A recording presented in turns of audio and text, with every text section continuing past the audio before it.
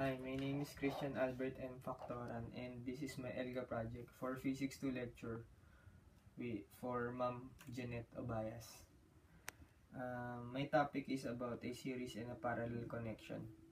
In this experiment, we will know what connection will have a brighter light.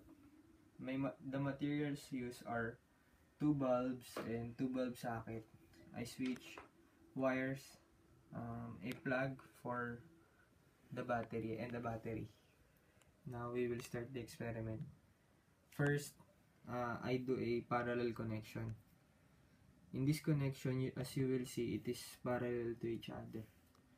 Then first step, turn on the switch and then put the plug in the battery. Then, as you will see, the light is bright in a parallel connection. Next, I will do the series connection. Turn off the switch and then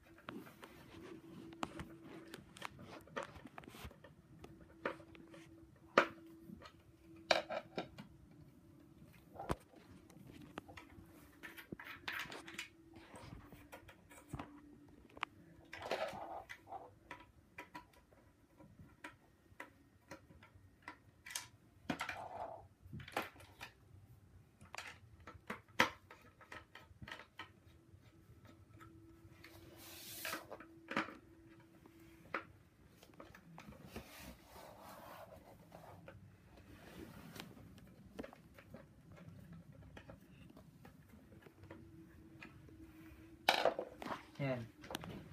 Now, we will have the series connection. As you will see, on this circuit, it only has one and it is in a series. Then, turn on the switch, then put the plug in the battery. Oh, then. Yan. As you will see, in this circuit, the battery is dimmer compared to the parallel connection.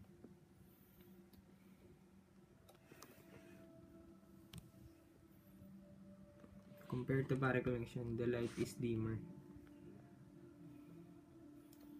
And that ends my experiment. And as you will see on the experiment, parallel connection has more voltage on each of the bulbs. And that's it. Thank you.